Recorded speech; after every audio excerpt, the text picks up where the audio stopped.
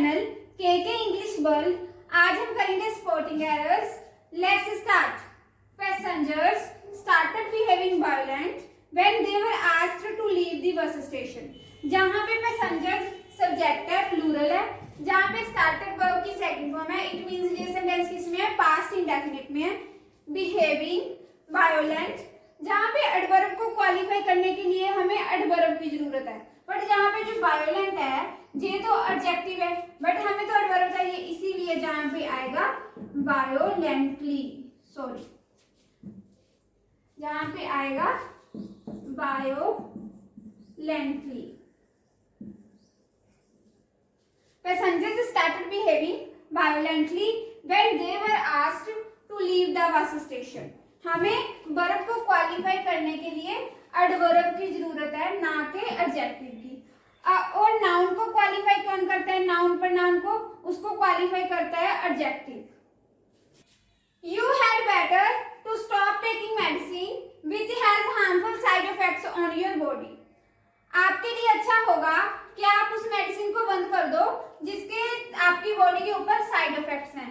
जहां पे had better के साथ टू स्टॉप लगा है। टू स्टॉप क्या है, टू इन्फिनिटिव है ना, टू इन्फिनिटिव।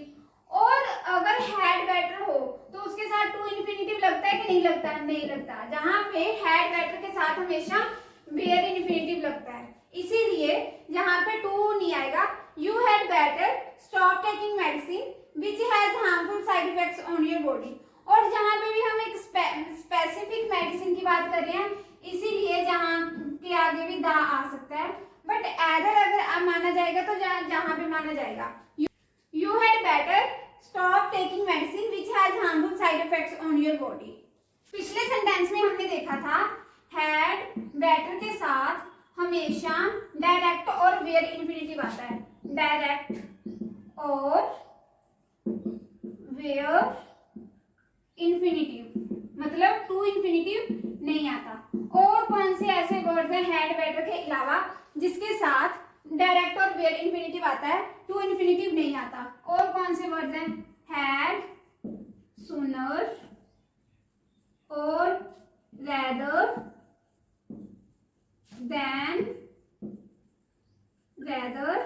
देन और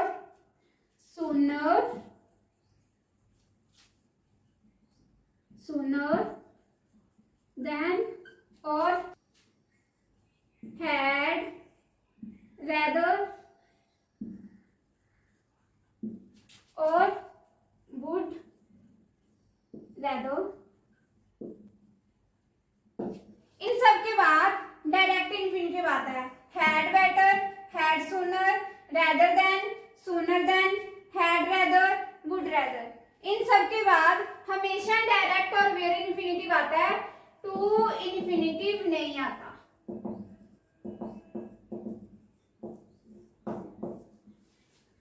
A long hoped for revival in private investment has not take place। has के साथ हमेशा वर्ब की थर्ड फॉर्म आती है, पास्ट पार्टिसिपल आता है, इसीलिए जहां पे टेकन आएगा, टेकन है क्या, वर्ब की third form. A long hoped for revival in private investment has not taken place। Perhaps the biggest threat today is the impact of climate change on food systems and livelihoods of poor farmers। Perhaps का मतलब क्या होता है, maybe, शायद, maybe। जहाँ फिर हम जब कोई पॉसिबिलिटी बताते हैं तब हम perhaps का यूज करते हैं। Perhaps the biggest threat today, कि शायद आज की सबसे बड़ी थ्रेट या प्रॉब्लम क्या हो सकती है, impact of the climate change, climate change का impact on food systems and livelihoods of poor farmers. जहां पे कोई भी एरर नहीं है, नो एरर है इस सेंटेंस में, no error. Perhaps the biggest threat, मतलब हम सबसे बड़ी थ्रेट की बात कर रहे हैं टुडे, आज की, इसीलिए जहां पे सिंगुलर वर्ब लगा है, क्योंकि सिर्फ सिंगुलर सब्जेक्ट ही है। और इज द इम्पैक्ट ऑफ, और किसका इम्पैक्ट बता रहे हैं हम, क्लाइमेट चेंज का। इम्पैक्ट ऑफ क्लाइमेट चेंज कहाँ पे, on food systems and livelihoods of poor farmers, इसीलिए जहां पे नो एरर। इम्पैक्ट के साथ हमेशा ऑन प्रेपोजिशन लगती है, ये भी ध्यान रखना।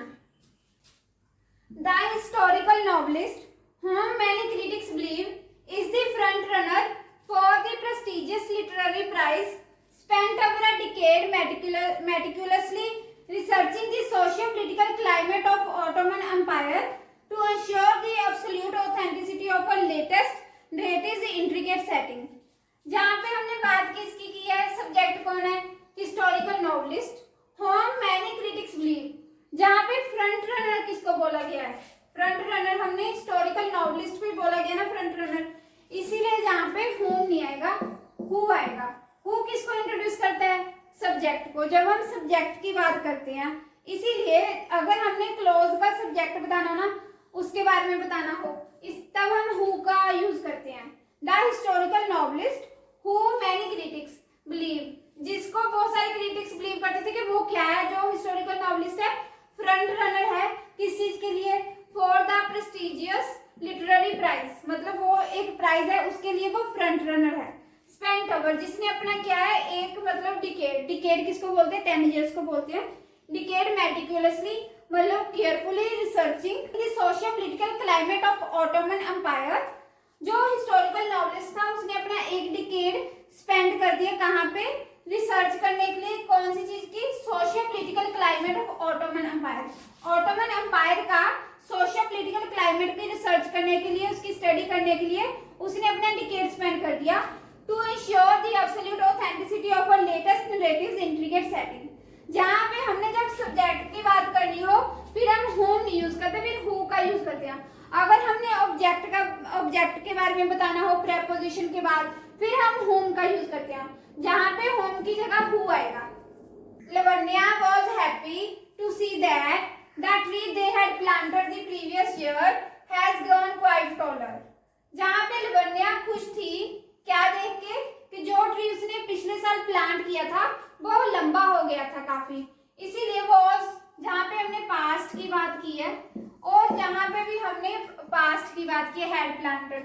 अगर वो पास्ट में खुश हो रही थी तो जहाँ पे भी पास्ट में आएगा had आएगा, जहाँ पे had grown, had plus verb की third form. Lavanya was happy to see that the tree they had planted the previous year had grown quite taller. By the time the restoration project was finally completed, after years of bureaucratic delay, the original murals, which once adorned the cathedral's vaulted ceilings, deteriorated to such an extent that they were almost unrecognizable to the art historians tasked with their preservation. By the time मतलब जब तक जो restoration project था वो finally complete हुआ, after years of bureaucratic delays.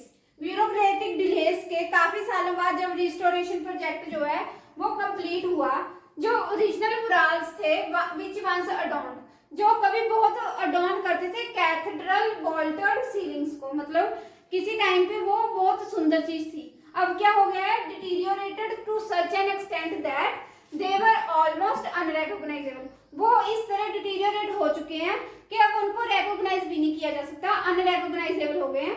To the art historians tasked with their preservation. जहां पे जब तक, ठीक है, जब तक रिस्टोरेशन प्रोजेक्ट क्या है कंप्लीट हुआ, तब तक क्या हो चुका था, जो कैथेड्रल वॉल्टेड सीलिंग्स थी वो डिटीरियोरेट हो चुकी थी. जो डिटीरियोरेट होने का काम है वो पहले हुआ और जो रिस्टोरेशन प्रोजेक्ट कंप्लीट होने की बात है वो बाद में हुआ. जो अगर पास्ट में दो एक्शंस हो रहे हैं, जो एक्शन पहले हो रहा है वो पास्ट परफेक्ट में आता है, जो दूसरा एक्शन है वो पास्ट इंडेफिनिट में आता है. जहां पे डिटीरियोरेट होने का काम पहले हुआ ना, इसीलिए जहां पे हैड डिटीरियोरेटेड आएगा, हैड प्लस वर्ब की थर्ड फॉर्म आएगी हैड डिटीरियोरेटेड, क्योंकि जो डिटीरियोरेट होने का काम है वो पहले हुआ और जो रिस्टोरेशन प्रोजेक्ट था वो बाद में कंप्लीट हुआ. जो पहले एक्शन होगा उसको हम पास्ट परफेक्ट में लेके जाएंगे. By the time the restoration project was finally completed, after years of bureaucratic delays, the original murals which once adorned the cathedral's vaulted ceilings, जिस मतलब सीलिंग्स को पहले अडॉर्न किया जाता था वो अब क्या हो गई है, डिटीरियोरेट हो गई है टू सच एन एक्सटेंट कि अब उसको रिकॉग्नाइज भी नहीं किया जा सकता. They were almost unrecognisable to the art historians tasked with their preservation. Weather of South India is more hotter than that of North India. हमने वेदर का कंपैरिजन वेदर के साथ किया ना, weather of South India is more hotter than weather of the North India. Weather of हम दोबारा नहीं लिख सकते थे क्योंकि नाउन एक सेंटेंस में दो बार सेम नाउन नहीं आ सकता, और नाउन की जगह हम क्या लिखते हैं, फिर प्रोनाउन लिखते हैं, इसीलिए जहाँ पे दैट ऑफ आया। जहाँ पे कभी भी दो कंपैरेटिव डिग्रीज एक साथ नहीं आ सकती, मोर भी कंपैरेटिव डिग्री है और हॉटर भी कंपैरेटिव डिग्री है, इसीलिए जहाँ पे हम एक कंपैरेटिव डिग्री को रिमूव कर देंगे। Weather of South India is hotter than that of North India. Studies से redirecting our focus from our own problems to help others could do wonders for our mental health. Studies जहाँ पे plural है इसीलिए इसके साथ से आया। अगर जहाँ पे सिर्फ स्टडी होता फिर जहाँ पे से आना था। सिंगुलर के साथ हमेशा वर्ब के फर्स्ट फॉर्म के साथ एस और ई एस लगता है। जहाँ पे अगर प्रेजेंट में प्लूरल हो तो जहाँ पे हमेशा वर्ब की फर्स्ट फॉर्म लगती है। स्टडीज से रीडायरेक्टिंग आवर फोकस फ्रॉम, मतलब हमारा फोकस अगर हमारी खुद की प्रॉब्लम से किसी की हेल्प करने में लग जाए तो वो हमारी मेंटल हेल्थ के लिए अच्छा हो सकता है, मतलब कमाल कर सकता है हमारी मेंटल हेल्थ के लिए। इसीलिए स्टडीज से redirecting our focus from, from के साथ क्या लगता है, हमेशा टू लगता है। जहाँ पे फ्रॉम टू का पेयर है इसीलिए जहाँ पे टू क्या है, प्रेपोजिशन है, बट हमने टू के साथ वर्ब की फर्स्ट फॉर्म लगा दी। अब हमें तो लगेगा कि ये टू इन्फिनिटिव है, टू के साथ वर्ब की फर्स्ट फॉर्म है, ठीक है, बट जहाँ पे फ्रॉम टू का पेयर है, टू क्या है, फिर जहाँ पे प्रेपोजिशन है, और प्रेपोजिशन के बाद हमेशा वर्ब कैसी फॉर्म में आती है, वर्ब की फर्स्ट फॉर्म प्लस आईएनजी। इसीलिए जहाँ पे हेल्प की जगह आएगा हेल्पिंग, क्योंकि प्रेपोजिशन के बाद अगर वर्ब आती है ना तो वो वर्ब प्रोग्रेसिव स्टेट में आती है, वर्ब की फर्स्ट फॉर्म प्लस आईएनजी, इसीलिए जहाँ पे हेल्पिंग आएगा।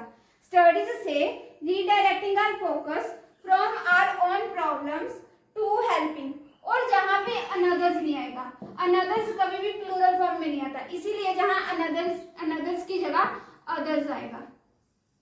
स्टडीज से redirecting our focus from our own problems to helping others could do wonders for our mental health. The book was lengthy and not engaging, leaving the reader disappointed despite its extensive content. जो book थी वो बहुत lengthy थी और ना ही engaging थी, जो क्या रीडर को डिसअपॉइंट कर रही थी, क्यों उसके एक्सटेंसिव कंटेंट होने की वजह से भी जो रीडर है वो उससे डिसअपॉइंट हुआ। क्यों हुआ, क्योंकि जो बुक थी वो इतनी एंगेजिंग नहीं थी, इसीलिए जहाँ पे हमने कंट्रास्ट लेके आना है। कंट्रास्ट के लिए कौन से कंजंक्शन का हम यूज करते हैं, बट का। The book was lengthy but not engaging, book lengthy तो थी, उसमें कंटेंट तो काफी था, बट वो जो कंटेंट था वो एंगेजिंग नहीं था, मतलब इतना इंटरेस्टिंग नहीं था, जिसकी वजह से जो रीडर था वो डिसअपॉइंट होकर उसको छोड़ देता था पढ़ना, despite it's extensive content. The book was lengthy but not engaging, leaving the reader disappointed despite its extensive content. Thank you for watching this video. Please like and share and subscribe my YouTube channel KK English World. Thank you.